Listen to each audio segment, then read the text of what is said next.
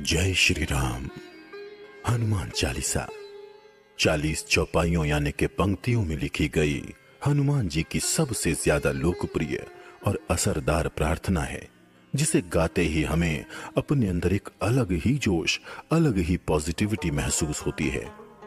लगता है हनुमान जी अब हमारे सारे संकट हर लेंगे। तो जो भी हनुमान भक्त हैं वो हनुमान जी को प्रसन्न करने के लिए हनुमान चालीसा जरूर पढ़ते हैं। वैसे क्या आप जानते हैं हनुमान चालीसा को लिखा किसने था? इसे लिखा था गोस्वामी तुलसीदास जी ने, जिन्होंने रामचरितमानस की भी रचना की थी। तो इस शो में हम इसी छोटी सी लेकिन बेहद शक्तिशाली स्तुति हनुमान चालीसा को पूरी तरह से समझने की कोशिश करेंगे। तो यहां पर हमारा आपसे एक सवाल है, अगर आप हनुमान चालीसा पढ़ते हैं तो क्या आप उसका पूरा अर्थ समझते हैं? उसमें लिखी 40 पंक्तियों में क्या बात कही जा रही है, किस भाव से कहा जा रहा है, ये पूरी तरह जानते हैं? वैसे ये तो आपने सुना ही होगा कि भगवान सिर्फ भाव के भूखे होते हैं। भगवान को इन बातों से कोई मतलब नहीं कि आप उन्हें सोने या चांदी के सिंहासन पर बिठा रहे हैं, 56 भोग लगा रहे हैं या रूखा सूखा खिला रहे हैं। वो भक्ति में भक्त के भाव, उसकी इंटेंशन, उसका प्रेम देखते हैं और कुछ नहीं। और ये भाव उन तक हमारी प्रार्थना के द्वारा पहुंचता है। हम प्रार्थना में क्या शब्द इस्तेमाल कर रहे हैं, कौन सी भाषा इस्तेमाल कर रहे हैं, क्या पहनकर, कहां बैठकर प्रार्थना कर रहे हैं, इन सभी बातों से ज्यादा जरूरी बात यह है कि प्रार्थना करते हुए हमारे दिल से क्या भाव निकल रहा है। इसीलिए कोई भी प्रार्थना या स्तुति करते हुए हमें उसके अर्थ को अच्छे से जानना बहुत जरूरी है। उसको बोलते हुए हमारे अंदर से भाव कैसे उठेंगे? जब समझकर प्रार्थना की जाएगी तो वो पूरे दिल से, पूरे भाव से उठेगी और फिर भगवान तक भी जरूर पहुंचेगी। हनुमान चालीसा हनुमान जी की सबसे ज्यादा प्रसिद्ध और असरदार प्रार्थना है। इसीलिए हम सभी हनुमान भक्तों के लिए ये सीरीज लाए हैं ताकि आप जब भी हनुमान चालीसा पढ़ें तो पूरी समझ से, पूरे भाव से पढ़ें, जिससे आपको उसका पूरा लाभ मिले। हनुमान चालीसा की शुरुआत होती है 2 दोहों से, जिसमें सदगुरु को नमन किया गया है और हनुमान जी से प्रार्थना की गई है। इसके बाद आती है 40 चौपाइयां, जिनमें हनुमान जी के रूप, भक्ति, शक्ति का वर्णन है, उनके द्वारा किए गए महान कार्यों की सराहना है। तो आइए शुरुआत करते हैं पहले दोहे को समझने की। ये दोहा पढ़ने सुनने में तो बड़ा छोटा नजर आता है, पर यकीन जानिए ये 2 लाइनें गागर में सागर की कहावत को सिद्ध करती हैं। कैसे? इसका जवाब आपको आगे मिलने ही वाला है। तो दोहा इस प्रकार है। श्री गुरु चरण सरोज रज, निज मन मुकुर सुधारी, बरनौ रघुवर बिमल जसु, जो दायक फल चारी। पहले दोहे में तुलसीदास जी कह रहे हैं, मैं अपने गुरु के चरणों की धूल से अपने मन रूपी दर्पण को पवित्र करता हूं और श्री राम के निर्मल यश का वर्णन करता हूं, जो चारों फलों को देने वाले हैं। यहां पर गुरु के चरणों की धूल का अर्थ दरअसल गुरु से मिला ज्ञान है, समझ है, उनकी कृपा है। वो गुरु ही हैं जो हमें सही ज्ञान देकर हमारे अज्ञान को दूर करते हैं, हमें सही गलत में फर्क करना सिखाते हैं, हमारी गलत सोच को, गलत आदतों को दूर करके हमें सकारात्मक और भक्त बनाते हैं। गुरु कृपा और संगति से हमारा बुरे विचारों, आदतों, कर्मों से मैला हुआ मन धीरे धीरे शुद्ध होता है। और भक्ति में सबसे पहली जरूरत यही है, मन की शुद्धता। अगर मन में विकार है, गलत भावना है, तो ऐसा मन ईश्वर की भक्ति कर ही नहीं सकता। शरीर भले ही माला लेकर जाप करने बैठ जाएगा, मगर मन तो संसार में दुनियादारी में ही भागा फिरेगा। इसीलिए तुलसीदास जी पहले गुरुदेव का ध्यान करके, उनकी शिक्षाओं को याद करके अपने मन को शुद्ध और स्थिर कर रहे हैं और ऐसे शुद्ध मन से श्री राम के महान यश का वर्णन कर रहे हैं। वो कहते हैं, श्री राम जी का नाम सिमरन, उनके यश का वर्णन हमें चारों तरह के फल देने वाला है। ये चार फल क्या हैं, कैसे मिलते हैं, क्या आप जानते हैं? हमने बात की थी हनुमान चालीसा के पहले दोहे के बारे में कि कैसे भक्ति के लिए मन की, विचारों की प्योरिटी जरूरी है। भक्ति में ऐसा नहीं चलेगा कि राम नाम जपना, पराया माल अपना। वैसे आपने सोसाइटी में, अपने आसपास ऐसे बहुत से लोगों को देखा होगा जो भक्ति के नाम पर दिखावा करते हैं। वो बड़े बड़े धार्मिक प्रोग्राम करवाते हैं, यज्ञ भंडारे आदि करवाते हैं, लेकिन ऐसा करते हुए उनकी चाहत होती है कि शहर के हर अखबार में उसकी चर्चा हो, उनकी वाहवाही हो। कुछ धार्मिक पोस्टर आपको ऐसे जरूर दिखाई दिए होंगे जिनमें भगवान की फोटो से बड़ी फोटो उस धार्मिक प्रोग्राम के ऑर्गेनाइजर की होती है। यानी भक्ति तो हो रही है, लेकिन किसकी? क्या ईश्वर की? नहीं, भक्ति हो रही है अपने अहंकार की, ईगो की। मैंने ये काम किया, इतना दान दिया, इतने जाप किए, सबको पता चलना चाहिए। मेरी समाज में खूब तारीफें होनी चाहिए कि देखो कितना बड़ा भक्त है। आपने देखा होगा नवरात्रों या ऐसे ही उपवासों के समय कुछ उपवास रखने वाले लोग उन लोगों को लेट डाउन करते हैं जो उपवास नहीं रखते। वो हर किसी को गर्व से बताते हैं कि मैंने उपवास रखा हुआ है, जबकि तुमने नहीं। कुछ लोग भक्ति में ये तक मांग लेते हैं कि फला इंसान का बुरा हो जाए, उसे बिजनेस में घाटा हो जाए, वगैरह वगैरह। यानी वो अपने बदले के लिए भगवान की प्रार्थना करते हैं। ऐसा किसी भी तरह का शो ऑफ दरअसल ये दिखाता है कि भक्त का मन अभी शुद्ध नहीं हुआ है, उसे वाहवाही की चाहत है। वो भक्ति की आड़ में अपनी गलत इच्छाएं पूरी करवाना चाहता है और इसके लिए भगवान को जाप या पूजा रूपी रिश्वत ऑफर कर रहा है। भक्ति का एम है अपने अहंकार को झुकाना, इंसान को बच्चे जैसा निर्मल मन का बनाना, जिसमें कोई विकार ना हो, कोई गलत विचार ना हो। मगर ऐसी दिखावटी भक्ति उल्टा ही करती है, वो इंसान की ईगो को, अहंकार को बढ़ाती है। शुद्ध मन से की गई भक्ति का सबसे बड़ा उदाहरण खुद हनुमान जी हैं। उन्होंने हमेशा निस्वार्थ भाव से श्री राम की भक्ति की और जो भी महान काम किए उनका श्रेय या क्रेडिट कभी खुद नहीं लिया। हमेशा बस यही कहा, ये तो प्रभु श्री राम की कृपा से हुआ, उन्हीं के बल से हुआ।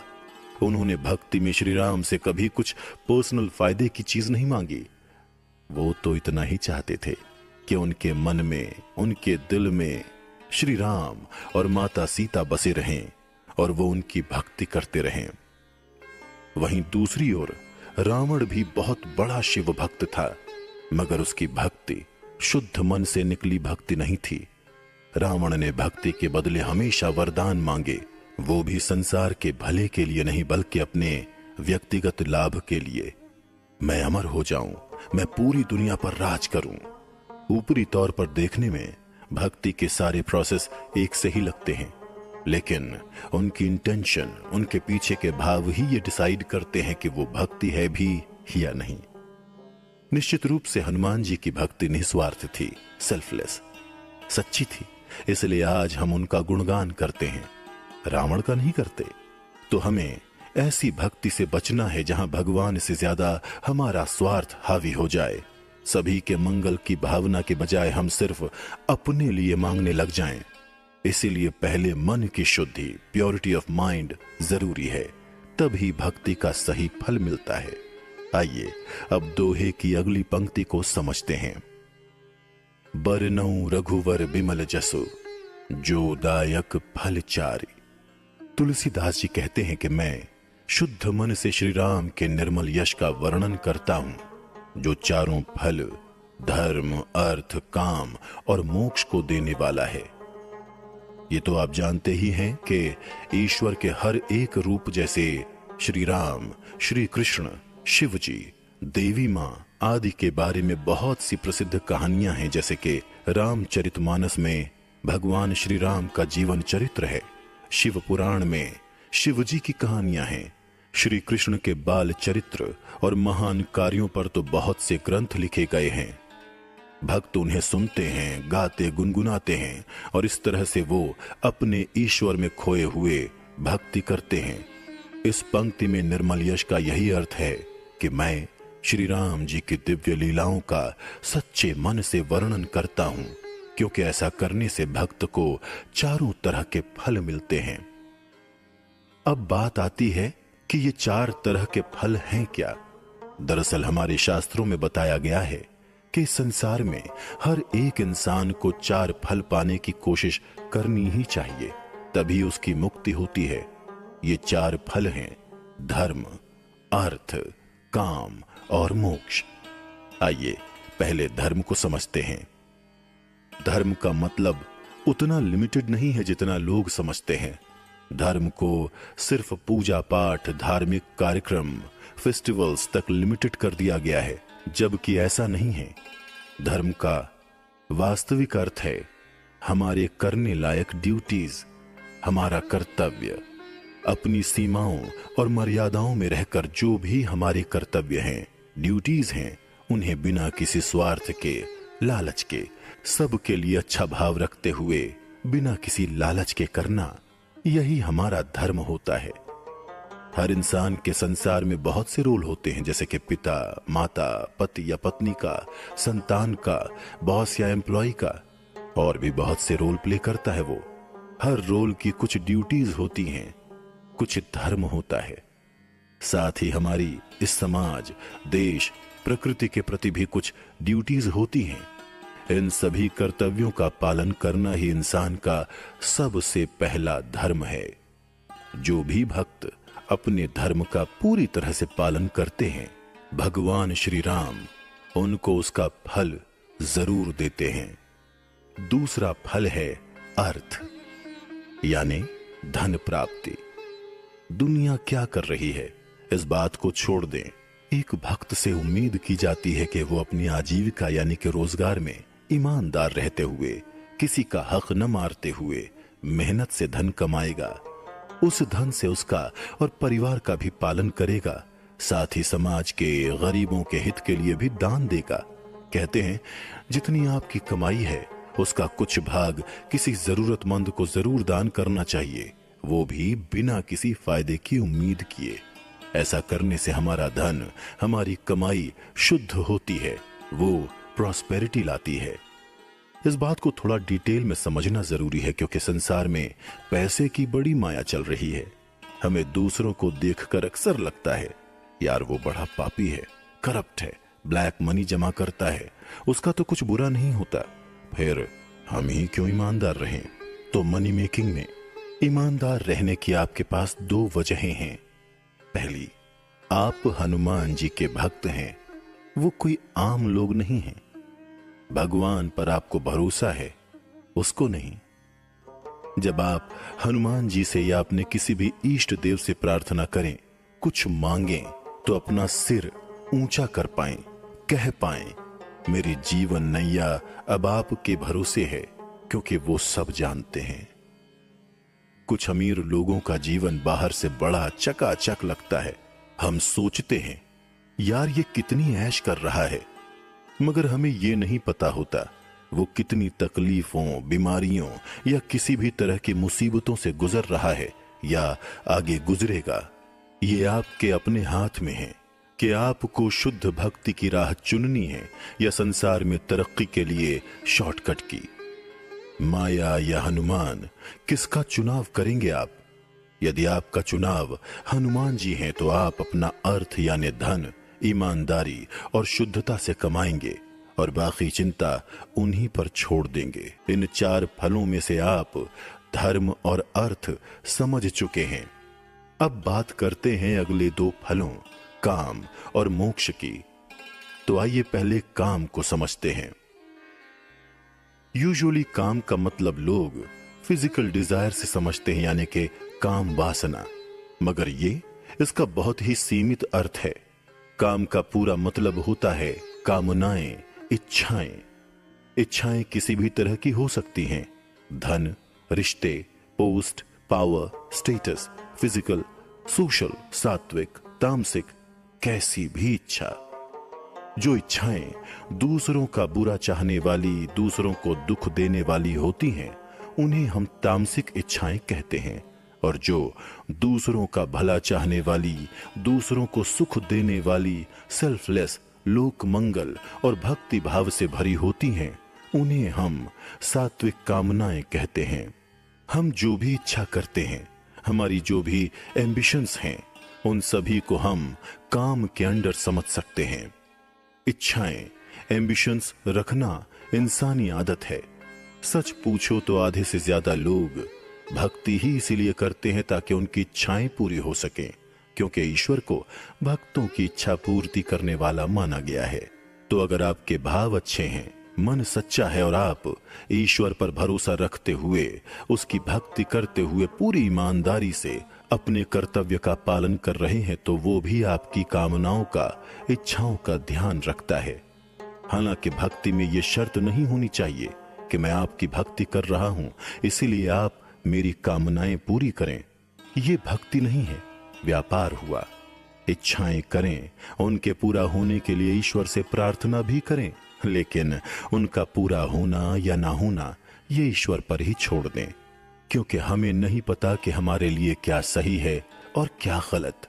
हम नहीं जानते हम जो मांग रहे हैं वो हमारे हित में है भी या नहीं, लेकिन ईश्वर को तो सब पता है, इसलिए उसी पर छोड़ देना चाहिए।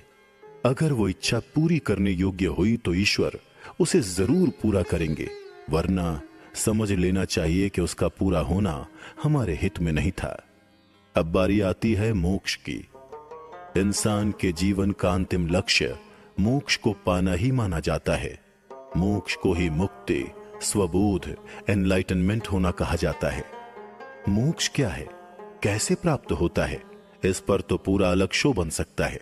यहां पर हम शॉर्ट में इतना ही समझते हैं, इंसान का अपने मूल स्वभाव पर लौटना ही मोक्ष पाना है। अब इंसान का ये मूल स्वभाव क्या है? इंसान का मूल स्वभाव वही है जो ईश्वर का स्वभाव है, क्योंकि इंसान ईश्वर की ही संतान है।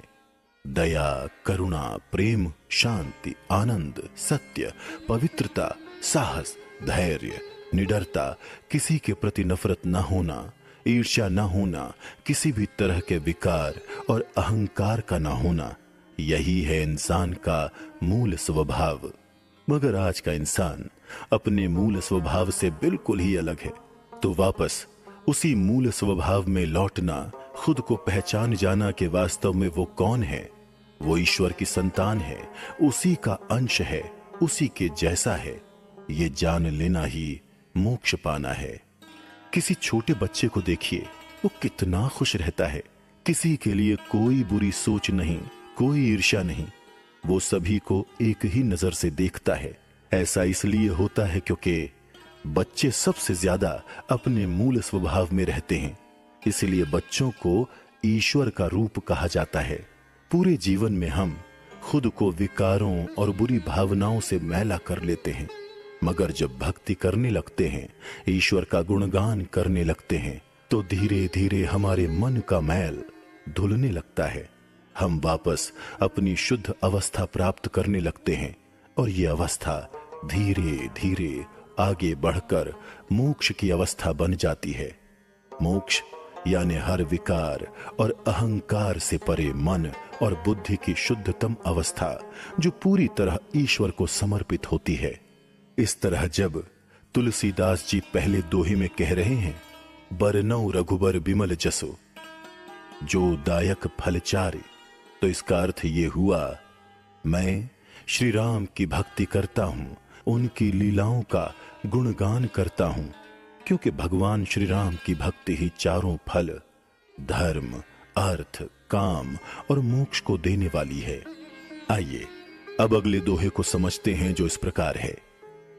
बुद्धिहीन तनु जान के सुमिरौ पवन कुमार, बल बुद्धि विद्या देहु मोहि हरहु कलेश विकार।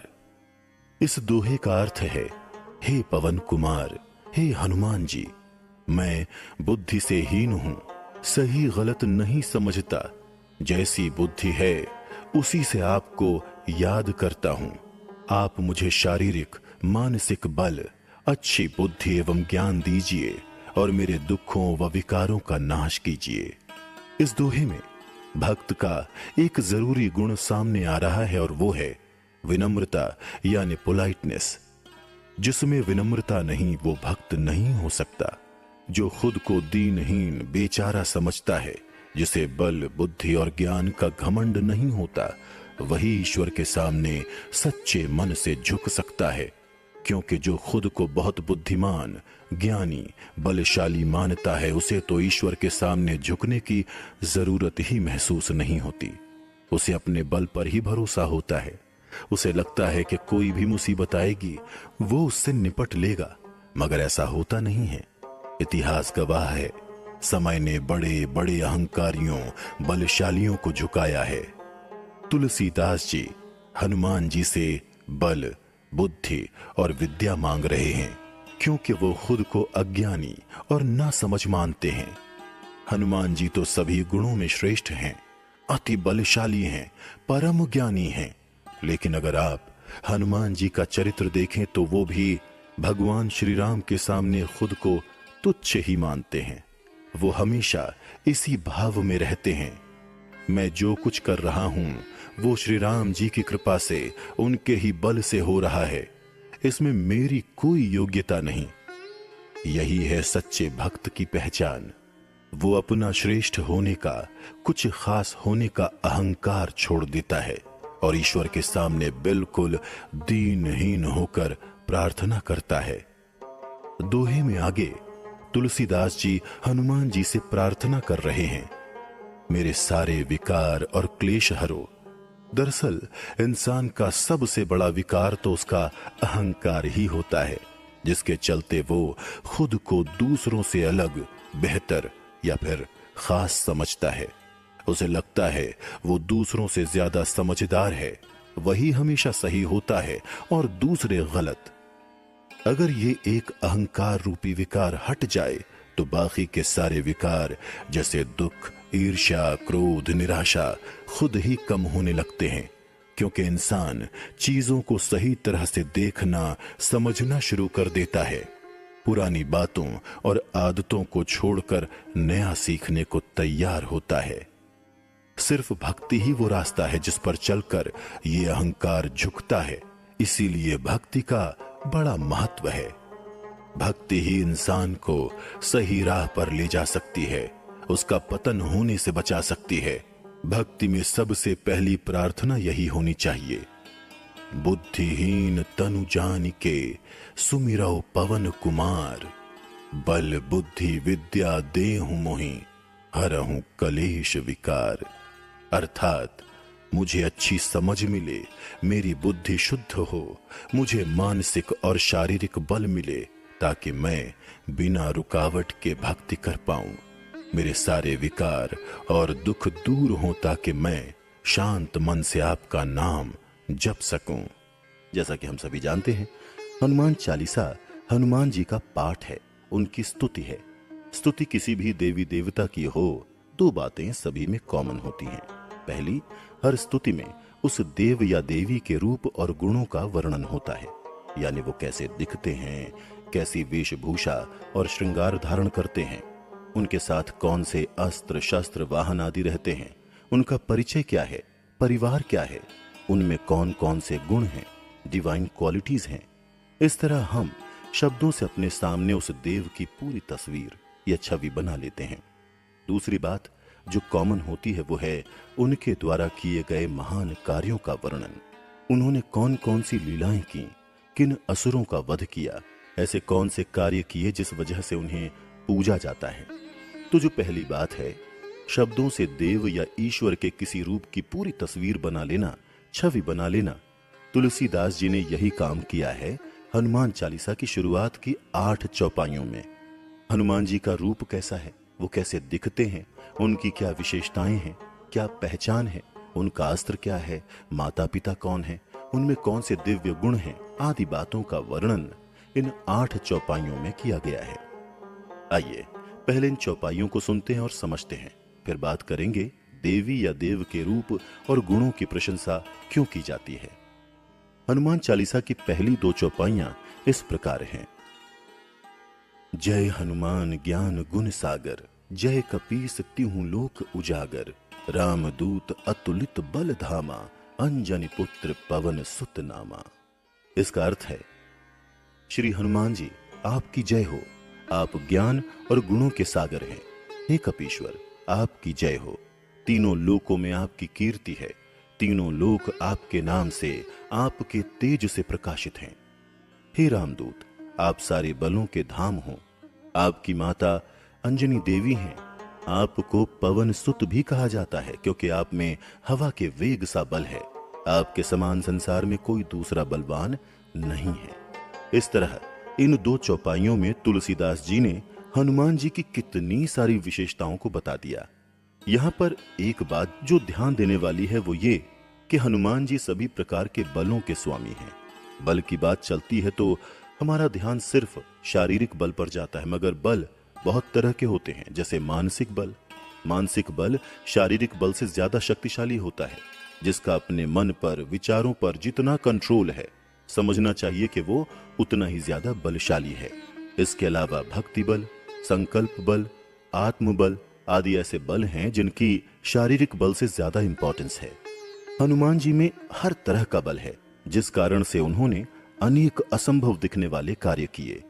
कथाओं में आता है कि एक बार प्रभु श्री राम ने अगस्त्य मुनि से हनुमान जी की तारीफ करते हुए कहा था, रावण और बाली दो ऐसे बलशाली राजा हैं जिनके बल की किसी से तुलना नहीं की जा सकती, लेकिन इन दोनों का बल मिलकर भी हनुमान जी के बल की बराबरी नहीं कर सकता। इतने बलशाली हैं हनुमान जी। तो आइए अगली चौपाई सुनते हैं। महावीर विक्रम बजरंगी, कुमति निवार सुमति के संगी। इसका अर्थ है, हे महावीर, हे बजरंग बली, आप महान पराक्रमी हैं। आपकी भक्ति करने से कुमति यानी बुरी बुद्धि दूर होती है और सुमति यानी अच्छी बुद्धि आती है। जिनकी बुद्धि शुद्ध है, पवित्र है, आप हमेशा उनके साथ रहते हैं। देखिए, हनुमान जी का अपना जीवन इतना शुद्ध और पवित्र है, इतना भक्ति में डूबा हुआ, रमा हुआ है कि जो भी उनकी भक्ति करता है उसकी सोच में, विचारों में और एक्शंस में खुद ही प्योरिटी आ जाती है, पवित्रता और शुद्धता आ जाती है। वो कोई भी गलत काम करने की सोच भी नहीं सकता और हनुमान जी अपने सच्चे भक्तों की हमेशा सहायता करते हैं। और जो खुद को हनुमान जी का भक्त कहता है लेकिन काम सारे बुरे करता है, तो समझिए कि वो हनुमान जी का भक्त है ही नहीं, सिर्फ फ्रॉड है। मंदिर जाने से, तिलक लगाने से, व्रत उपवास करने से या हनुमान चालीसा पढ़ने से कोई हनुमान भक्त नहीं हो जाता। भक्ति तभी सच्ची है जब वो व्यवहार में उतरे, हमारी सोच, हमारे कर्म शुद्ध करे। आइए चौथी चौपाई सुनते हैं जो इस प्रकार है। कंचन बरन बिराज सुबेसा, कानन कुंडल कुंचित केसा। इसमें हनुमान जी के रूप का वर्णन है कि उनके बाल सुनहरे रंग के और घुंघराले हैं। उनके तन पर सुंदर वस्त्रों और कानों में कुंडल सुशोभित है। अगली दो चौपाइयों में भी उनके रूप का ही वर्णन है। हाथ वज्र अरु ध्वजा बिराजे, कांधे मूंज जनेऊ साजे।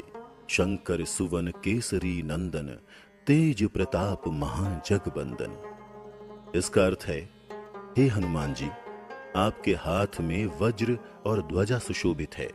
हनुमान जी के कंधे पर मूंज की जनेऊ शोभा पाती है। हे शंकर जी के अवतार, हे केसरी नंदन, आपके पराक्रम और महान यश की पूरे संसार में वंदना होती है। आइए इन पंक्तियों को समझते हैं। वज्र एक प्रकार का शस्त्र माना गया है जिसका प्रहार बेहद घातक होता है।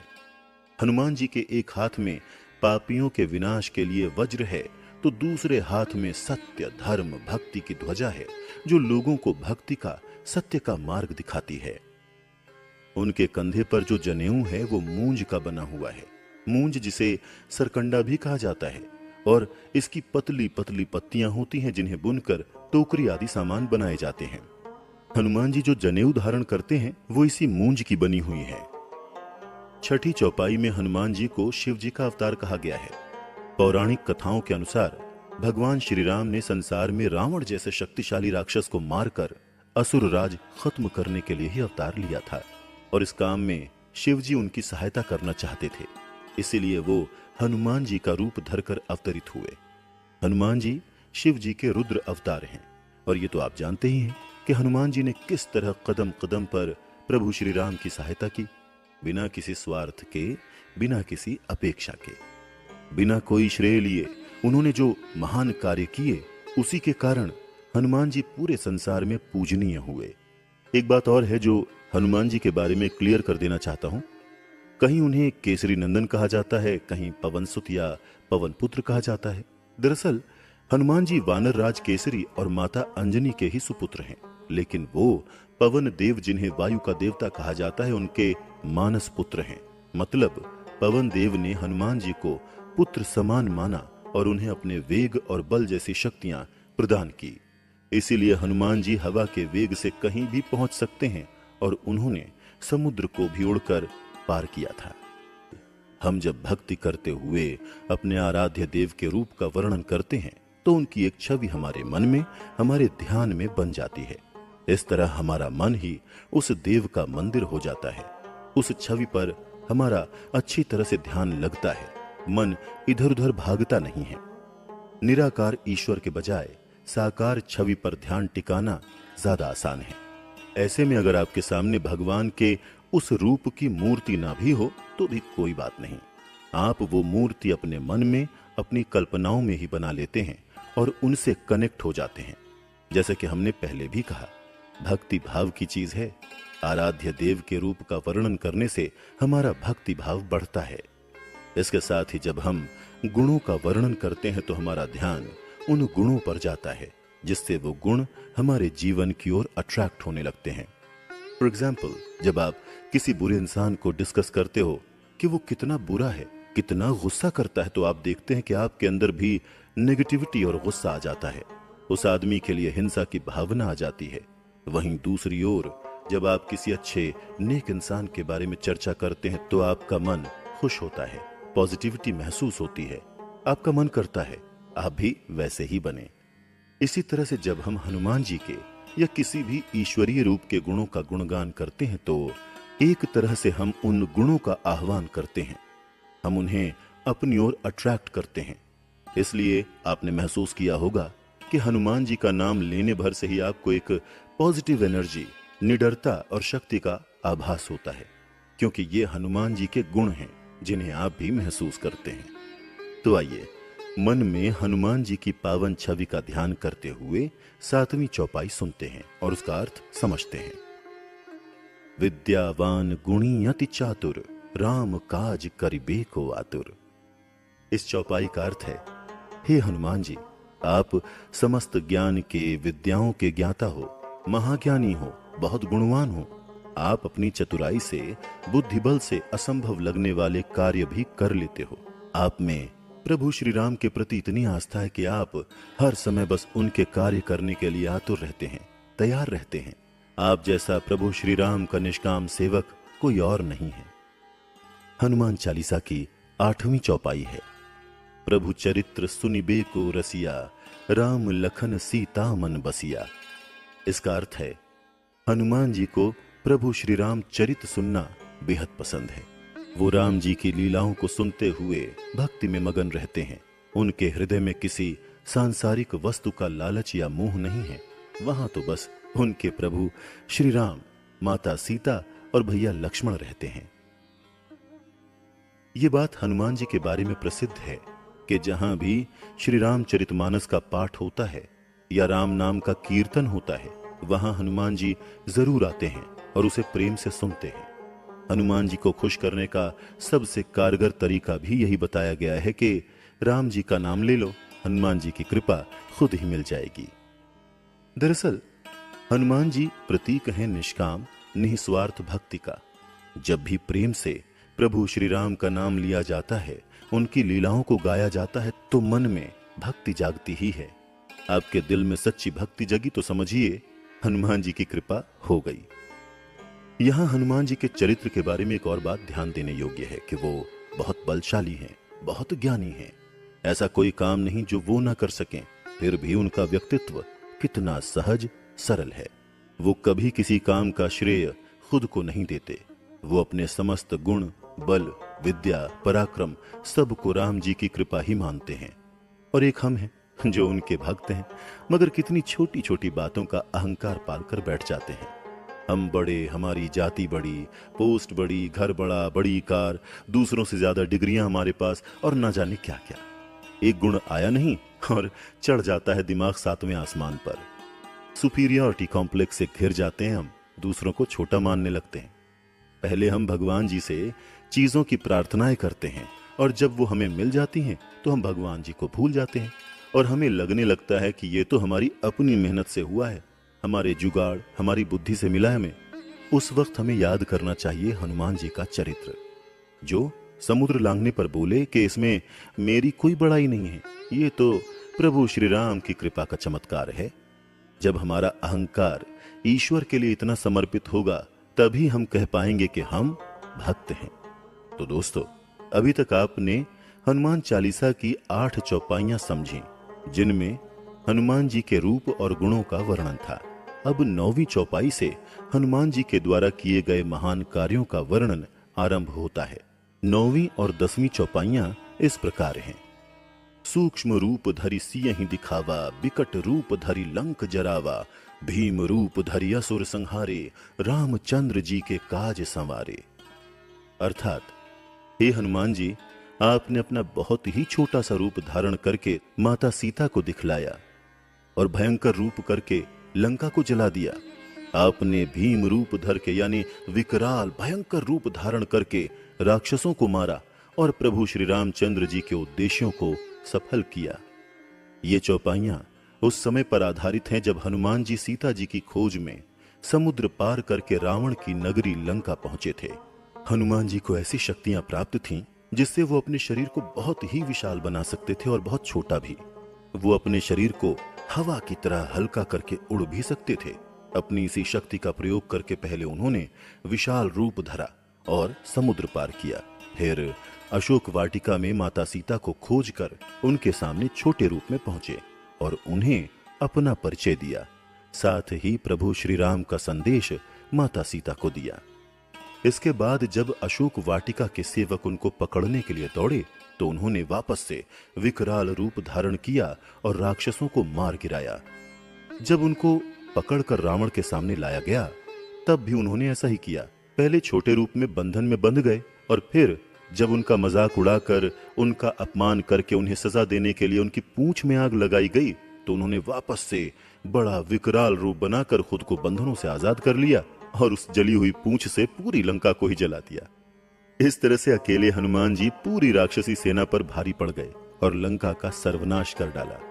प्रभु श्री राम का जो सबसे महत्वपूर्ण काम था, माता सीता का पता लगाना और रावण को श्री राम के बल का संदेश देना, वो उन्होंने पूरी कुशलता से किया और सकुशल वापस भी लौट आए।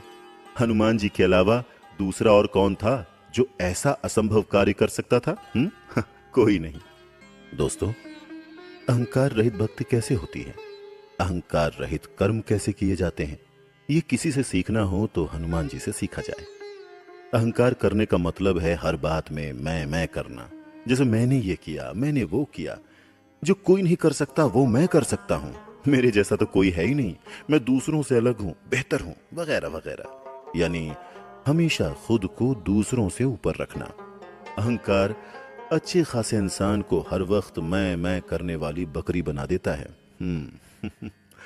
हनुमान जी को रावण की तरह अपने किसी भी बल, बुद्धि, पराक्रम या कार्य का अहंकार नहीं था, पर उन्हें गर्व था, वो भी बस एक बात का कि वो प्रभु श्री राम जी के भक्त हैं और उनके सेवक हैं। श्री राम जी का सेवक होना, उनके लिए किसी काम आना, बस यही एक बात उन्हें गर्व करने वाली लगती थी। यही रोल था उनके जीवन का जिसे उन्होंने बड़ी खूबसूरती से निभाया। आगे बढ़ते हुए सुनते हैं हनुमान चालीसा की 11वीं और 12वीं चौपाइयां। लाए संजीवन लखन जियाए, श्री रघुवीर हर्षि उर लाए, रघुपति कीन्ही बहुत बड़ाई, तुम मम प्रिय भरतहि सम भाई। इसका अर्थ है, हे हनुमान जी, आपने संजीवनी बूटी लाकर भैया लक्ष्मण को जीवित किया, जिससे श्री रघुवीर ने खुश होकर आपको अपने हृदय से लगा लिया। आपके इस काम से खुश होकर प्रभु श्री राम ने आपकी बहुत तारीफ की और कहा कि आप हमारे भरत जैसे प्यारे भाई हो। यह हनुमान जी के बल और पराक्रम का बड़ा रोचक किस्सा है। हुआ यूं था कि राम जी और रावण की सेनाओं के बीच युद्ध चल रहा था। उसी बीच मेघनाथ ने लक्ष्मण भैया पर ऐसा शक्तिबाण छोड़ा जिससे वो बेहोश हो गए। उस वक्त उन्हें इलाज की सख्त जरूरत थी, वरना उनके प्राण भी जा सकते थे। किसी को कुछ समझ ही नहीं आ रहा था कि किया क्या जाए। प्रभु श्री राम भी हिम्मत हार रहे थे। तभी जामवंत के कहने पर हनुमान जी लंका के सबसे प्रसिद्ध वैद्य सुषेण को उनके घर सहित उठाकर वहां ले आए। वैद्य सुषेण ने लक्ष्मण जी को देखकर कहा कि हिमालय पर एक ऐसा पर्वत है जहां पर संजीवनी बूटी मिलती है। अगर कुछ समय के अंदर संजीवनी बूटी यहां लाई जा सके तो लक्ष्मण जी के प्राण बच सकते हैं, वरना कोई दूसरा उपाय नहीं है। युद्ध हो रहा था लंका में। हिमालय पर्वत था कोसों दूर उत्तर में। ऐसे में संजीवनी बूटी लाना, वो भी बहुत कम समय सीमा के अंदर, ये काम अगर कोई कर सकता था तो वो थे हनुमान जी। हनुमान जी ने उस पर्वत का नाम पूछा, उस बूटी यानी औषधि की पहचान पूछी और तेज गति से उड़ चले। किंतु उस पर्वत पर तो अनेक तरह की औषधियों के पौधे थे जो देखने में एक से लगते थे। उन सब के बीच हनुमान जी संजीवनी बूटी पहचान नहीं पाए। ऊपर से समय भी बहुत कम था, तो उन्होंने पूरा पर्वत ही उखाड़ लिया और लंका लेकर आ गए। समय से संजीवनी बूटी मिलने के कारण लक्ष्मण जी के प्राण बच गए। राम जी के साथ साथ सभी की जान में जान आई। इस असंभव लगने वाले काम को करने पर, लक्ष्मण जी की जान बचाने पर प्रभु श्री राम जी ने हनुमान जी को खुश होकर गले से लगाया और उन्हें अपने भाई समान प्यारा बंधु बताया। आइए अब अगली दो चौपाइयां सुनते हैं। सहस बदन तुम्हरो यश गावे, अस कही श्रीपति कंठ लगावे, सनकादिक ब्रह्मादि मुनीसा, नारद सारद सहित अहिसा। इसका अर्थ है, प्रभु श्री राम ने यह कहकर हनुमान जी को सीने से लगा लिया कि तुम्हारे यश का जितना गुणगान किया जाए, जितनी वंदना की जाए वो कम है। 1000 मुंह से भी तुम्हारी प्रशंसा की जाए तो वो भी कम है। तुम्हारे काम इतने सराहनीय हैं कि वो शब्दों की सीमा के परे हैं। आगे तुलसीदास जी कहते हैं, संसार में जितनी भी महान विभूतियां हैं, महान संत और ऋषि हैं, जितने भी देवी देवता हैं, जैसे श्री सनक, श्री सनातन, श्री सनंदन, श्री सनत कुमार आदि मुनि, ब्रह्मा जी, नारद जी, मां सरस्वती, शेषनाग जी आदि देवी देवता, सभी आपका गुणगान करते हैं, क्योंकि आपने प्रभु श्री राम को ऐसे संकट से उबारा है जिसकी कोई भरपाई नहीं हो सकती थी। हनुमान जी की ये प्रशंसा 15वीं चौपाई में भी जारी है, जिसमें तुलसीदास जी कहते हैं, जम कुबेर दिगपाल जहां ते, कभी कोबिद कही सके कहां ते। यानी यमराज, कुबेर आदि सभी दिशाओं के रक्षक, कवि, विद्वान, पंडित या कोई भी आपके यश का पूरी तरह से वर्णन नहीं कर सकते। ऐसा यश है हनुमान जी का जिसका पूरी तरह गुणगान करना संभव ही नहीं है। कोई उनकी महानता के आसपास भी नहीं ठहर सकता। जी हां, यही है भक्ति की शक्ति। बिना भक्ति का बल कैसे मिट्टी में मिल जाता है, इसका उदाहरण रावण है। और शक्ति को अगर भक्ति मिल जाए तो कैसे चमत्कार किए जा सकते हैं, इसका श्रेष्ठ उदाहरण हनुमान जी हैं। वो हमें सिखाते हैं कि हमारे पास जो भी साधन संसाधन हैं, जो भी पावर है, उनका इस्तेमाल, उनका यूज हमेशा अच्छे कामों के लिए, दूसरों की भलाई के लिए, सेवा के लिए ही करना चाहिए। तभी उनका लाभ है, तभी वो आदर के, तारीफ के काबिल हैं, वरना नहीं। अब अगली चौपाई पर चलते हैं, जो कि इस प्रकार है। तुम उपकार सुग्रीव वहीं कीन्हा, राम मिलाय राजपद दीन्हा। हे हनुमान जी, आपने सुग्रीव जी को प्रभु श्री राम से मिलाकर उन पर उपकार किया, जिसके कारण वो राजा बने। इस चौपाई में उस समय की बात है जब प्रभु श्री राम माता सीता की खोज में भटक रहे थे। फिर वो उस पर्वत पर पहुंचे जहां राजा सुग्रीव अपने भाई बाली के डर से छिपकर जीवन बिता रहे थे। सुग्रीव को बाली की ओर से हर वक्त हमले का खतरा रहता था, इसीलिए उस पर्वत पर सुग्रीव के गुप्तचर घूमा करते थे। गुप्तचरों ने जब वहां पर भगवान श्री राम और लक्ष्मण जी को घूमते देखा तो उन्होंने आकर सुग्रीव जी को खबर दी कि उस पर्वत पर दो बहुत बलशाली और तेजस्वी युवा घूम रहे हैं और लग रहा है जैसे कि वो कुछ खोज रहे हैं। हो सकता है कि वो आपकी तलाश में भेजे गए बाली के सैनिक हों। ये खबर सुनते ही सुग्रीव चिंतित हो गए और उन्होंने हनुमान जी से कहा कि तुम ब्राह्मण का रूप धरकर उन युवकों के पास जाओ और उनकी खोज खबर लो कि वो यहां पर क्यों आए हैं, कैसे आए हैं।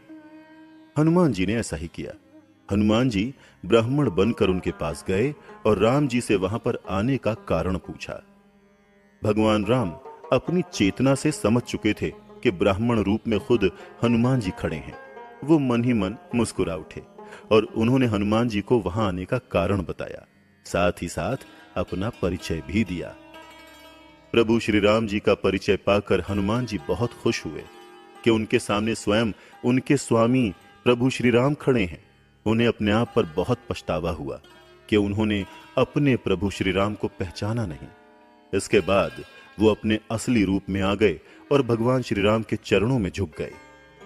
श्री राम ने उन्हें उठाकर गले से लगा लिया। इसके बाद हनुमान जी श्री राम और लक्ष्मण जी को अपने कंधे पर बैठाकर सुग्रीव जी के पास ले गए और दोनों की दोस्ती करा दी। इस दोस्ती के दो फायदे हुए।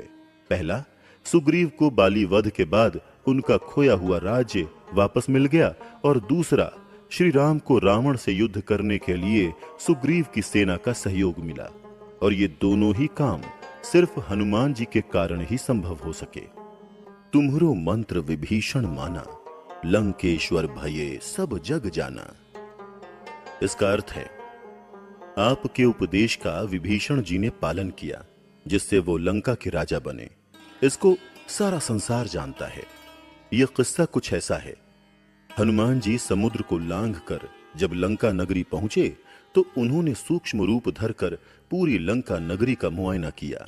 आज के शब्दों में कहें तो लंका की रेकी की। पूरी लंका में उनको एक ऐसा घर मिला जहां पर तुलसी का पौधा लहरा रहा था और उस घर से भक्ति भाव की एनर्जी बह रही थी। हनुमान जी समझ गए कि जरूर ये किसी सात्विक भक्त का घर है। वो घर रावण के छोटे भाई विभीषण का था। हनुमान जी विभीषण से मिले, उनकी थोड़ी जांच पड़ताल की और उन्होंने पाया कि विभीषण राक्षस कुल के होते हुए भी सात्विक नेचर के हैं। वो धर्म और सत्य के मार्ग पर चलने वाले हैं, साथ ही प्रभु श्री राम के भक्त हैं। हनुमान जी ने विभीषण को अपना परिचय दिया और विभीषण ने उन्हें माता सीता का पता बताया। हनुमान जी ने विभीषण को समझाया कि उनको अपने दुराचारी भाई रावण का साथ देने के बजाय धर्म और सत्य के रक्षक प्रभु श्री राम जी का साथ देना चाहिए और इस धर्म युद्ध में उनकी सहायता करनी चाहिए। विभीषण हनुमान जी की बात से सहमत हो गए।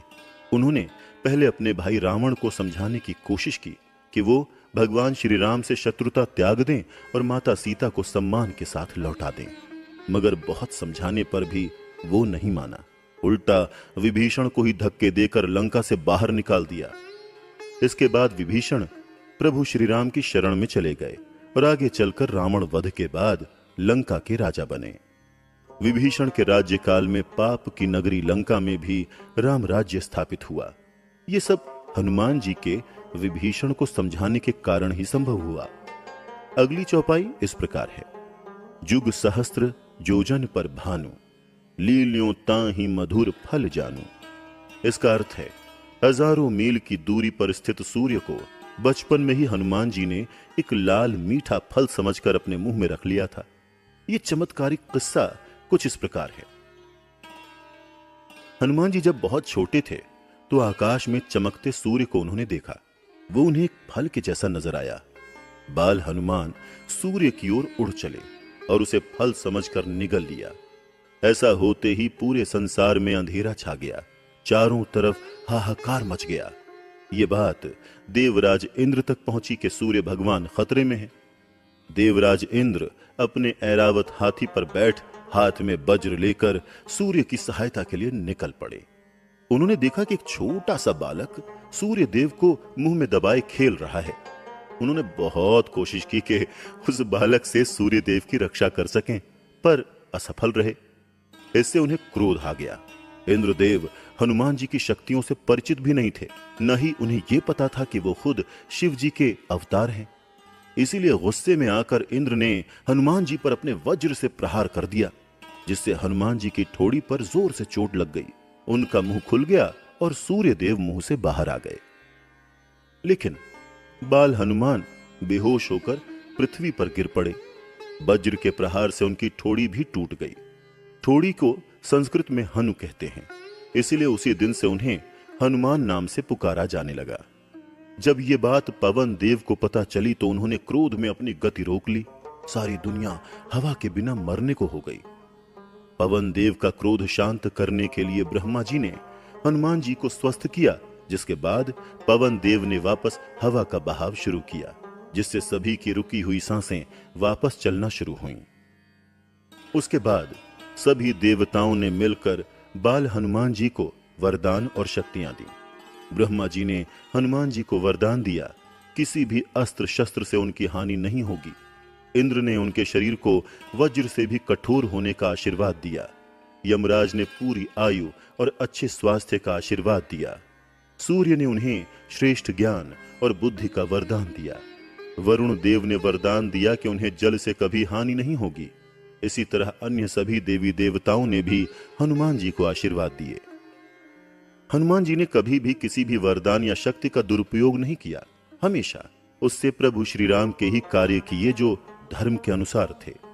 हनुमान जी का ये गुण सभी गुणों से बड़ा है, जो हमें सिखाता है हमें अपनी शक्तियों का हमेशा सही इस्तेमाल करना चाहिए, तभी वो हमारी और संसार के मंगल के काम आती हैं, वरना शक्तियां भी अभिशाप ही बन जाती हैं। आइए अब 19वीं और 20वीं चौपाइयां समझते हैं, जो इस प्रकार हैं। प्रभु मुद्रिका मेलि मुख माही, जलधि लांघ गए अचरज नाही, दुर्गम काज जगत के जीते, सुगम अनुग्रह तुम्हरे तेते।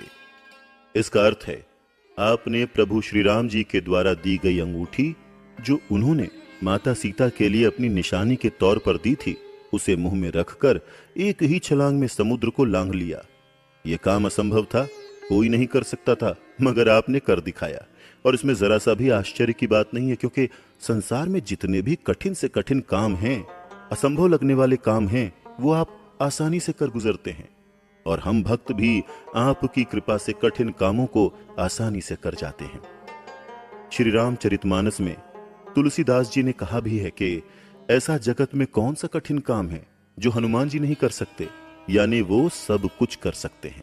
आइए अगली 2 चौपाइयां समझते हैं। राम दुआरे तुम रखवारे, होत न आज्ञा बिनु पैसारे, सब सुख लहें तुम्हारी सरना, तुम रक्षक काहू को डरना। इसका अर्थ है, आप श्री राम के द्वार के रखवाले हैं। आपकी आज्ञा के बिना तो राम के द्वार पर किसी को प्रवेश ही नहीं मिलता। मतलब आपकी कृपा के बिना प्रभु श्री राम जी की कृपा पाना मुश्किल है। हे हनुमान जी, आपकी शरण में सारे सुख हैं, सारे आनंद हैं। आप जिसके रक्षक हैं, उसे फिर किसी बात का डर नहीं रहता। आपका नाम ही निडरता लाता है।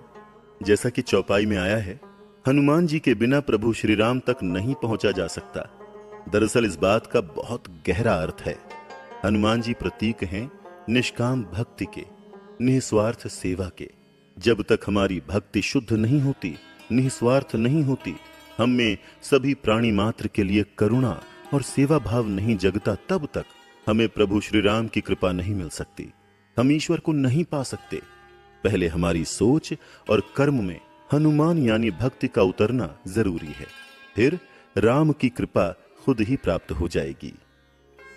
भक्ति का दूसरा नाम ही आनंद है। यह ऐसा सुख है जो कभी नहीं घटता, बस बढ़ता ही जाता है। जैसे कोई मिठाई कितनी टेस्टी है, ये उसे खाकर ही जाना जा सकता है, किसी के बताने से पता नहीं चलता। ऐसे ही भक्ति में क्या सुख है, ये तो सिर्फ भक्त बनकर ही जाना जा सकता है। इसलिए दुनियादारी में, गैजेट्स और मनोरंजन में टेम्पररी सुख खोजने के बजाय भक्त बने और हमेशा सुखी रहें। आपन तेज सम्हारो आपे, तीनों लोक हांकते कांपे।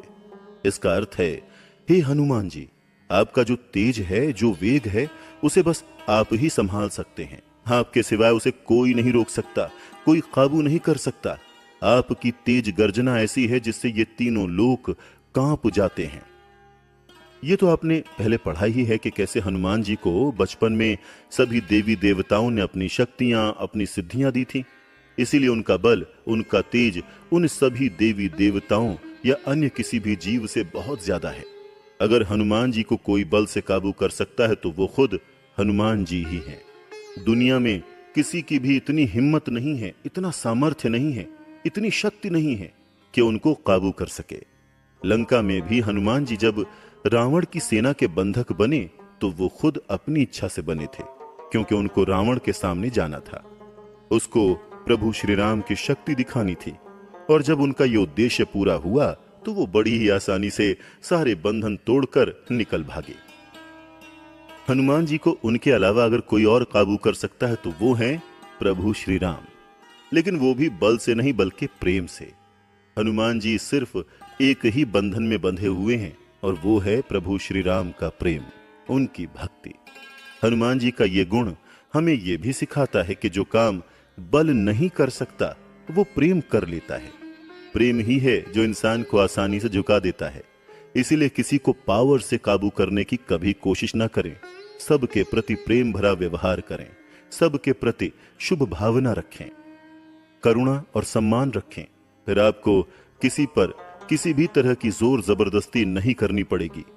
हर कोई स्वयं ही खुशी खुशी आपके प्रेम से बंधा रहेगा। अब आइए अगली चौपाई सुनते हैं। भूत पिशाच निकट नहीं आवे, महावीर जब नाम सुनावे। इसका अर्थ है जहां कहीं भी महावीर हनुमान जी का नाम जपा जाता है वहां भूत प्रेत पिशाच आदि पास भी नहीं फटकते। दोस्तों, आपने भी कभी ना कभी किसी सुनसान राह से गुजरते हुए किसी अनजानी शक्ति का डर महसूस होने पर ये चौपाई जरूर गुनगुनाई होगी और अपने डर को काबू किया होगा। दरअसल हनुमान जी को प्रेत बाधा से मुक्ति देने वाला देव कहा जाता है। हमारे देश में ऐसे बहुत से हनुमान जी के सिद्ध मंदिर हैं जहां पर प्रेत बाधा से मुक्ति दिलाई जाती है। वैसे भी हनुमान जी के तो नाम का ही ऐसा प्रताप है जिसको जपने मात्र से इंसान की हर तरह की नेगेटिविटी, उसका डर, निराशा सब दूर हो जाते हैं और खुद को वो सुरक्षित महसूस करता है। उसे ये विश्वास हो जाता है कि हनुमान जी की शक्ति मेरे साथ है, अब कोई भी बुरी शक्ति मेरा कुछ बिगाड़ नहीं सकती। बस ये विचार ही उसको बहुत मानसिक बल दे देता है और वो अपने हर तरह के डर पर काबू पा लेता है। दूसरी बात, जो इंसान हनुमान जी की भक्ति करता है वो अपने भाव, विचार, आचार, व्यवहार से इतना शुद्ध रहता है कि उनके पास वैसे ही कोई नेगेटिव शक्ति नहीं फटकती। इसीलिए भी वो हर तरह की बुरी शक्तियों, बुरे प्रभावों से दूर रहता है। अब हनुमान चालीसा की 25वीं और 26वीं चौपाई को समझते हैं, जो कि इस प्रकार है। नासै रोग हरै सब पीरा, जपत निरंतर हनुमत बीरा, संकट ते हनुमान छुड़ावे, मन क्रम बचन ध्यान जो लावे।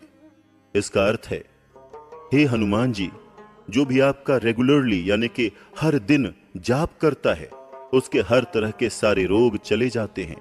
मानसिक हो या शारीरिक, सारी पीड़ाएं मिट जाती हैं। हे हनुमान जी, जो अपने मन से, कर्म से, वाणी से आपका निरंतर जाप करते हैं, आपका ध्यान करते हैं, आप उनको सारे संकटों से, सारे कष्टों से मुक्त कर देते हैं। दोस्तों, एक बात जो हम सभी को बहुत अच्छे से समझ लेनी चाहिए वो ये कि हमारे जीवन में जितनी भी प्रॉब्लम्स हमें महसूस होती हैं या हमें जो भी फिजिकल या मेंटल प्रॉब्लम होती है उनकी असली जड़ हमारे मन के अंदर ही होती है। अब ये बात तो साइंस भी मानता है कि हम जैसा सोचते हैं, जैसा समझते हैं, उसका अच्छा या बुरा प्रभाव हमारे शरीर पर ही पड़ता है और हमारे जीवन पर भी पड़ता है। उदाहरण के लिए, अगर आप हर वक्त यही सोचते रहेंगे कि आपका समय अच्छा नहीं चल रहा, आपके साथ हमेशा बुरा ही होता है, कोई भी आपका दोस्त नहीं है, कोई वेल विशर नहीं है, आपको कोई ना कोई बीमारी घेरे रहती है, तो यकीन मानिए कुछ समय के बाद ये सब न होते हुए भी सच में होता हुआ नजर आएगा। मानसिक तनाव, गलत सोच अच्छे खासे हेल्दी इंसान को भी बीमार बना देती है। इसीलिए कहते हैं कि अपनी सोच सही रखें, पॉजिटिव रखें, और अपनी सोच को सही और पॉजिटिव रखने का सबसे अच्छा तरीका है अपने चंचल मन को भक्ति में लगाना। और अगर भक्ति भी हनुमान जी की हो तो फिर तो सोने पे सुहागा। जब आप इस विश्वास के साथ हनुमान जी की भक्ति करते हैं या हनुमान चालीसा पढ़ते हैं कि अब वो आपके सारे संकट, सारी पीड़ा दूर कर देंगे, जो भी आपके जीवन की सही जरूरतें हैं उनका ध्यान रखेंगे, तो एक तरह से आप अपना सारा भार, सारी चिंता हनुमान जी को समर्पित कर देते हैं और बेफिक्र हो जाते हैं। हनुमान जी की कृपा और ये बेफिक्री ही धीरे धीरे आपके जीवन में वो सब लाती है जो आपको चाहिए, जैसे कि सुख, खुशी, स्वास्थ्य, शांति, अच्छे गुण, अच्छी आदतें। हाँ, अगर आप ये चाहेंगे कि आपके पास आपके पड़ोसी से ज्यादा धन आ जाए, ज्यादा बड़ा घर आ जाए, हनुमान जी आपको दुनिया का सबसे अमीर आदमी बना दें, तो ऐसा नहीं होगा। फिर ये भक्ति नहीं, व्यापार हुआ। और हनुमान जी व्यापार नहीं करते। सच्चे मन से भक्ति करें, अच्छे कर्म करें, बाकी सब हनुमान जी देख लेंगे। चलिए अब हनुमान चालीसा की अगली 2 चौपाइयां सुनते हैं, जो कि इस प्रकार हैं। सब पर राम तपस्वी राजा, जिनके काज सकल तुम साजा। और मनोरथ जो कोई लावे, सोई अमित जीवन फल पावे। इसका अर्थ है कि हे हनुमान जी, आपने तपस्वियों का जीवन जी रहे प्रभु श्री राम के सभी कठिन कार्यों को आसानी से पूरा किया, उनके हर उद्देश्य को सफल किया। जिसको आपका साथ मिल जाए, जिस पर आपकी कृपा हो जाए, वो जो भी इच्छा करता है उसे उसका न मिटने वाला फल मिलता है, यानी वो फल कभी समाप्त नहीं होता। दोस्तों, एक बात जो मैंने पहले भी कही थी और वापस क्लियर कर रहा हूं कि भक्ति कुछ क्रियाओं को करने का नाम नहीं है, न ही बैठकर कोई जाप करने या पाठ पढ़ने का नाम है। भक्ति तो भाव से होती है, और भक्ति सफल तभी होती है जब भाव शुद्ध हो। यह बार बार कहा जाता है कि हनुमान जी से या किसी भी देवता से आप जो भी मांगेंगे वो मिल जाएगा, और उसी उद्देश्य को लेकर लोग भक्ति शुरू कर देते हैं। अब उनकी इच्छा पूरी होगी या नहीं, ये बहुत सी बातों पर डिपेंड करता है। पहली बात कि उनकी भक्ति कितनी शुद्ध है, दूसरी ये कि उनकी इच्छा कितनी जायज है, कहीं उनकी इच्छा किसी दूसरे को हानि पहुंचाना तो नहीं, और तीसरी वो जो मांग रहे हैं क्या वैसे ही कर्म भी कर रहे हैं। जैसे काल से इंसान जो कोई काम धाम नहीं करता और बस बैठकर भगवान की पूजा शुरू कर देता है कि मैंने पूजा कर ली, अब मुझे महीने का 50,000 रुपए मिल जाए। तो अब आप ही बताइए कि क्या उसकी ये इच्छा पूरी होने के लायक है? ईश्वर इसे पूरा करेंगे? नहीं, वो यही बोलेंगे, जाओ पहले उठकर कुछ काम धंधा करो भाई, आगे की तब देखेंगे। अगर हम सच्ची भक्ति करते हैं तो हमारी इच्छाएं भी शुद्ध हो जाती हैं। हम सिर्फ अपने लिए नहीं बल्कि सबके लिए मंगल कामना करते हैं, सबके लिए अच्छा सोचते हैं। तो अगर भक्ति क्रिया के साथ भाव, सोच, वाणी और कर्म में उतरती है तो वो जरूर फल देती है। जो भी आप डिजर्व करते हैं वो आपको जरूर मिलता है। इसी विश्वास से आप भक्ति करें। दोस्तों, बजरंग बली का गुणगान करते हुए हम यहां तक आ पहुंचे हैं, हनुमान चालीसा की 29वीं चौपाई तक। तो आइए अगली 2 चौपाइयों को सुनते हैं और समझते हैं, जो कि इस प्रकार है। चारों जुग परताप तुम्हारा, है प्रसिद्ध जगत उजियारा। साधु संत के तुम रखवारे, असुर निकंदन राम दुलारे। इन चौपाइयों में भी तुलसीदास जी हनुमान जी की महिमा का गुणगान कर रहे हैं। वो कहते हैं, हे हनुमान जी, चारों युगों में आपका यश फैला हुआ है, आपके प्रताप का गुणगान होता है। ये चारों युग हैं, सतयुग, त्रेता, द्वापर तथा कलयुग। आपकी कीर्ति जगत में हर जगह फैली है। ऐसा कौन है जो हनुमान जी के महान चरित्र को नहीं जानता है? हनुमान जी सबसे लोकप्रिय हैं। आगे तुलसीदास जी कहते हैं, हे श्री राम के दुलारे, आप साधु संतों, भक्तों, सज्जनों की रक्षा करते हैं और असुर प्रवृत्तियों का, दुष्टों का नाश करते हैं। हनुमान जी से जुड़ी ऐसी अनेक कथाएं हैं जो दिखाती हैं कि कैसे उन्होंने समय समय पर भक्तों की रक्षा की और दुष्टों का विनाश किया। खुद तुलसीदास जी के जीवन में भी अनेक बार हनुमान जी ने आकर उनकी सहायता की थी। यहां पर एक बात समझने वाली है, ऐसा नहीं है कि हनुमान जी भक्तों की मदद करने उसी रूप में आए जो उनका जाना माना रूप है। कितनी बार ऐसा होता है जब हमें मदद की जरूरत होती है, उस वक्त कोई अपना काम नहीं आता, मगर अचानक से अनएक्सपेक्टेडली कोई ना कोई मदद किसी न किसी के बहाने हम तक पहुंच ही जाती है। हमें वो मदद किसी चमत्कार जैसी लगती है। दरअसल वो मदद हमें ईश्वर से मिलती है, लेकिन हम इस बात को समझ नहीं पाते। हम उस आदमी को देखते हैं जिसने हमारी मदद की, वो आदमी तो सिर्फ मीडियम है, माध्यम है। मदद तो ईश्वर से ही आती है। इसलिए मदद की जो भी उम्मीद रखें, ईश्वर से रखें। वो किसी ना किसी को माध्यम बनाकर आप तक मदद जरूर पहुंचाएगा और आपकी रक्षा करेगा। ईश्वर को धन्यवाद दें। ये न सोचें कि उन्होंने तो मेरे लिए कुछ किया ही नहीं, आप तक मदद पहुंचाने के सारे अरेंजमेंट्स तो वही कर रहे थे। चलिए अब अगली चौपाई समझते हैं। अष्ट सिद्धि नव निधि के दाता, असबर दीन जान की माता। तुलसीदास जी कहते हैं, हे हनुमान जी, आप 8 सिद्धियों और 9 निधियों के स्वामी हैं और उन्हें अपने भक्तों को भी देने वाले हैं। साथ ही आपको माता जानकी से भी अमरता का वरदान मिला हुआ है। शास्त्रों में जिन 8 सिद्धियों का उल्लेख है वो इस प्रकार हैं। पहली सिद्धि है अणिमा। इस सिद्धि के द्वारा अपने शरीर को एक छोटे कण के समान छोटा किया जा सकता है। दूसरी सिद्धि है महिमा। इस सिद्धि के द्वारा शरीर का आकार जितना चाहे बड़ा किया जा सकता है। इन 2 सिद्धियों का हनुमान जी ने कई बार प्रयोग किया, लेकिन सिर्फ प्रभु श्री राम के काम के लिए, कभी अपने लाभ के लिए नहीं। तीसरी सिद्धि है गरिमा। इस सिद्धि के द्वारा शरीर को बहुत भारी बनाया जा सकता है। आपने वो किस्सा तो सुना होगा कि रावण के दरबार में जब बाली पुत्र अंगद रामदूत बनकर गए तो कोई उनका पैर नहीं हिला पाया था। ऐसा बल इस सिद्धि के प्रयोग से प्राप्त किया जा सकता है। चौथी सिद्धि है लघिमा, जिसके द्वारा शरीर को भारहीन बनाकर पंख की तरह हल्का किया जा सकता है। इस सिद्धि के प्रयोग से हनुमान जी भारहीन होकर आसमान में उड़ सकते थे। इसी से उन्होंने समुद्र को पार किया था। 5वीं सिद्धि है प्राप्ति। इसे पाकर बिना रोक टोक के किसी भी स्थान पर जाया जा सकता है। यह सिद्धि हनुमान जी के लंका की जानकारी जुटाने में काम आई थी।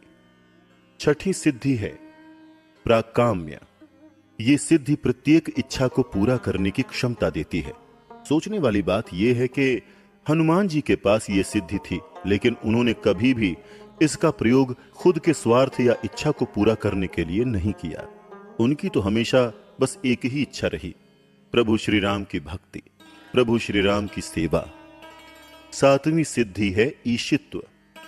यह सिद्धि पाकर इंसान को किसी भी वस्तु और प्राणी का पूरा अधिकार करने की शक्ति मिल जाती है, मगर हनुमान जी ने कभी इसका दुरुपयोग नहीं किया।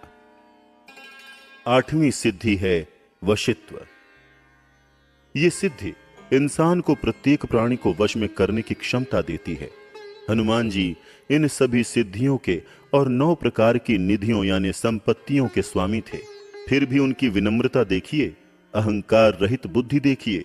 वो प्रभु श्री राम के सेवक बनकर ही खुश थे, उनके द्वारपाल बनकर ही सुखी थे। वो अपने भक्तों को भी इन सिद्धियों और निधियों को देने की क्षमता रखते हैं, लेकिन इन्हें पाने का पात्र वही भक्त है जिसकी बुद्धि हनुमान जी की तरह ही शुद्ध हो, भक्ति भाव से भरी हो, जो इनका कभी दुरुपयोग न करे। चौपाई में आगे आता है कि माता सीता ने उन्हें एक वरदान दिया था। दरअसल जब हनुमान जी माता सीता की खोज करते हुए लंका पहुंचे और अशोक वाटिका में उनसे मिलकर प्रभु श्री राम का संदेश उन्हें सुनाया, साथ ही ये भरोसा भी दिलाया कि प्रभु श्री राम जल्दी ही उनको लेने लंका आएंगे, तो वो बहुत प्रसन्न हुई। और इसके बाद माता सीता ने हनुमान जी को अमरता का वरदान दिया। कहा जाता है हनुमान जी आज भी पृथ्वी पर ही निवास करते हैं। उन्होंने देह त्याग नहीं किया, इसी कारण वो भक्तों की जल्दी सुनते हैं और उनकी रक्षा करते हैं। अब बारी अगली चौपाई की, जो कि इस प्रकार है। राम रसायन तुम्हरे पासा, सदा रहो रघुपति के दासा। इसका अर्थ है, हे हनुमान जी, आपके पास राम नाम का ऐसा रसायन है, ऐसी औषधि है जो आपको भी स्वस्थ रखता है और आपके भक्तों को भी। आप हमेशा प्रभु श्री राम के समीप हैं, उनके दास बनकर रहते हैं और इसी में सुखी रहते हैं। सच ही है, जिसके पास राम भक्ति का अमृत है, उसे किसी और औषधि की जरूरत ही क्या। राम नाम का अमृत ही भक्त के तन और मन दोनों को स्वस्थ रखता है। तुलसीदास जी हनुमान जी की महिमा गाते हुए आगे कहते हैं, तुम्हरे भजन राम को भावें, जन्म जन्म के दुख बिसरावें।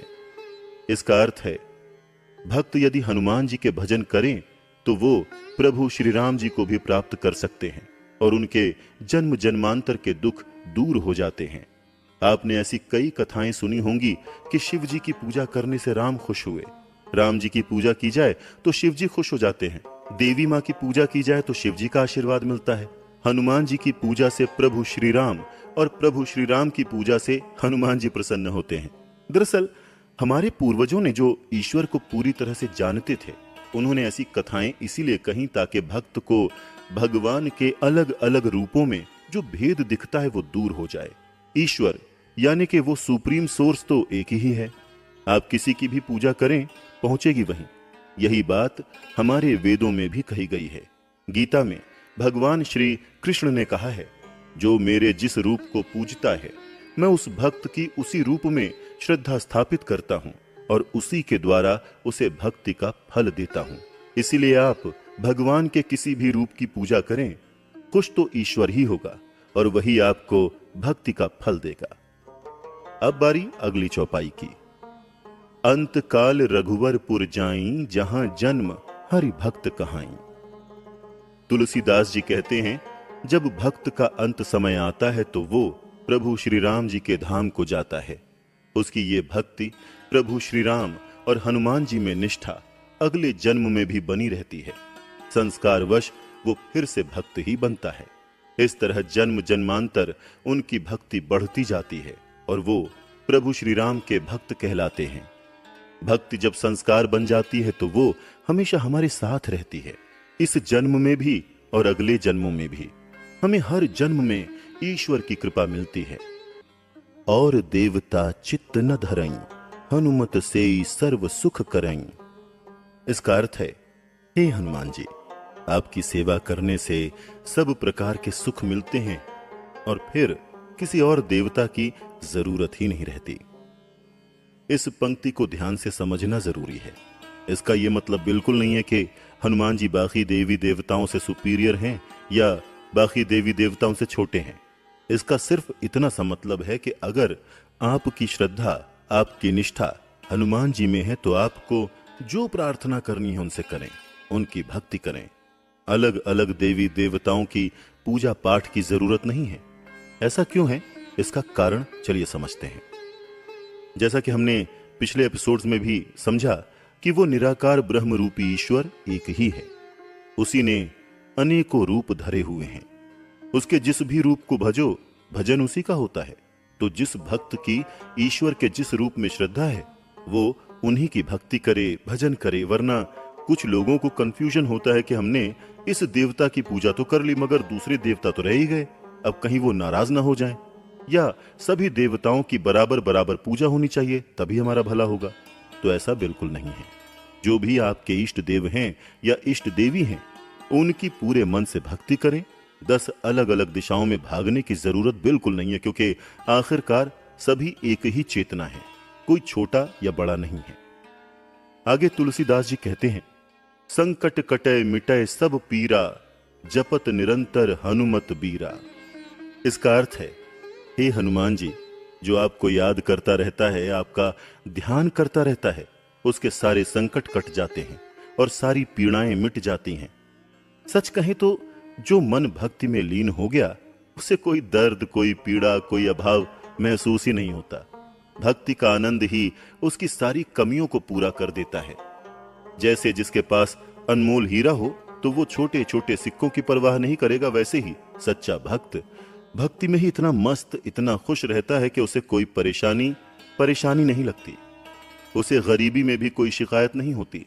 और बाकी तो भक्त की चिंता हनुमान जी स्वयं करते ही रहते हैं। तुलसीदास जी आगे की चौपाइयों में कहते हैं, जय जय जय हनुमान गोसाई, कृपा करो गुरुदेव की नाही। जो 100 बार पाठ कर कोई, छूट ही बंदी महा सुख होई। अर्थात, हे मेरे स्वामी, हे हनुमान जी, आपकी जय हो, बारंबार जय हो। आप मुझ पर कृपा करें। मैंने आपको गुरु माना है, मुझ पर मेरे गुरुदेव की कृपा हो। ये हनुमान चालीसा आपका सिद्ध पाठ है, जिसे सुनकर आप प्रसन्न होते हैं। जो कोई इस हनुमान चालीसा का 100 बार पाठ करेगा, वो सभी बंधनों से छूट जाएगा और उसे परम आनंद मिलेगा। जैसा कि तुलसीदास जी कह रहे हैं, हनुमान चालीसा ऐसा पाठ है जिसको पढ़कर इंसान सारे बंधनों से छूट जाता है। मगर कौन से बंधनों से, ये जानना जरूरी है। ये बंधन है माया के, विकारों के, गलत आदतों के, गलत सोच के, गलत इच्छाओं के, जिसके कारण हमसे गलत कर्म होते हैं। फिर इन गलत कर्मों का बुरा फल हमारे सामने मुसीबतों, दुखों के रूप में आता है। इन बुरे फलों को हम अपनी बदकिस्मती का नाम देते हैं, जबकि देखा जाए तो इसकी जड़ में हमारा अज्ञान, हमारी गलत सोच और हमारे बुरे कर्म ही होते हैं। अगर हनुमान जी का ये पावन पाठ पूरी तरह से समझकर किया जाए तो हमारे अंदर भी हनुमान जी की ही तरह अच्छे गुण आएंगे, सात्विकता आएगी। हम में करुणा, दया, सेवा भाव, निस्वार्थता, निर्भयता और भक्ति जागेगी। आपने जैसे समझा कि हनुमान जी कितने शक्तिशाली हैं, कितनी सिद्धियों और निधियों के स्वामी हैं, फिर भी उनका कैसा सेवा भाव वाला स्वभाव है। अगर हम भी ऐसे ही हो जाएं तो फिर कौन सा बुरा बंधन हमको जकड़ सकता है? फिर तो हम मुक्त ही रहेंगे, सदा खुशी रहेंगे। इसीलिए हम आपके लिए ये शो लेकर आए हैं, ताकि आप हनुमान चालीसा पूरी तरह से समझ कर पढ़ें, जिससे आपके अंदर बदलाव हो। बिना समझे बूझे पढ़ा गया पाठ फल कैसे देगा? कैसे हमारी सोच को, हमारे कर्मों को बदलेगा? ये संभव ही नहीं है। इसीलिए हनुमान चालीसा पढ़ें, पूरी तरह से समझ कर पढ़ें और कोशिश करें कि हमारे व्यक्तित्व में हनुमान जी के दिव्य चरित्र के गुण आएं। हनुमान चालीसा की आखिरी 2 चौपाइयां इस प्रकार हैं। जो यह पढ़े हनुमान चालीसा, हो ये सिद्धि साखी गौरी सा। तुलसीदास सदा हरि चेरा, की जय नाथ हृदय मह डेरा। इसका अर्थ है, माता गौरी के नाथ भगवान शंकर साक्षी हैं कि जो इस हनुमान चालीसा का पाठ पढ़ेगा उसकी सारी इच्छाएं पूरी होंगी, हर काम में सफलता प्राप्त होगी। तुलसीदास जी आगे कहते हैं, हे नाथ हनुमान जी, ये तुलसीदास आपकी ही तरह सदा ही प्रभु श्री राम का दास है। उनके साथ आप भी मेरे मन में सदा के लिए निवास कीजिए। हनुमान जी सिंबल हैं, प्रतीक हैं भक्ति के, और भगवान बिना भक्ति के मिल ही नहीं सकते। इसीलिए श्री राम को पास रखने के लिए हनुमान जी का साथ भी जरूरी है। भक्ति होगी तो भगवान भी साथ रहेंगे, और भक्ति करने के लिए हनुमान चालीसा जैसा शक्तिशाली साधन भी है, जिसे तुलसीदास जी ने भगवान शंकर को साक्षी बनाकर लिखा, यानी कि उनका आशीर्वाद लेकर लिखा। और देखिए ना, उनकी लिखी ये प्रार्थना कितनी लोकप्रिय हो गई कि हर हनुमान भक्त, हर राम भक्त ये पाठ जरूर पढ़ता है। तो इस तरह से यहां पर हनुमान चालीसा समाप्त होती है। इस पाठ का समापन दोहा इस प्रकार है। पवन तनय संकट हरन, मंगल मूर्ति रूप। राम लखन सीता सहित, हृदय बसहु सुरभूप। जिसका अर्थ है, हे पवन सुत हनुमान जी, आप संकटों को हरने वाले हैं, संकट मोचन हैं, आनंद और मंगल के साक्षात स्वरूप हैं। जहां आपकी स्तुति होती है वहां सबका मंगल ही होता है। हे देवताओं के स्वामी, आप प्रभु श्री राम, माता सीता और भैया लक्ष्मण सहित हमेशा मेरे हृदय में निवास कीजिए। इस शुभ प्रार्थना के साथ तुलसीदास जी हनुमान चालीसा का समापन करते हैं, और उनके साथ हम भी यही प्रार्थना करते हैं कि हमारे और सभी सुनने वालों के दिल में हनुमान जी का वास हो, प्रभु श्री राम, माता सीता और भैया लक्ष्मण का वास हो। सबका मंगल हो, सबका शुभ हो, सबको भक्ति मिले, सबको मुक्ति मिले।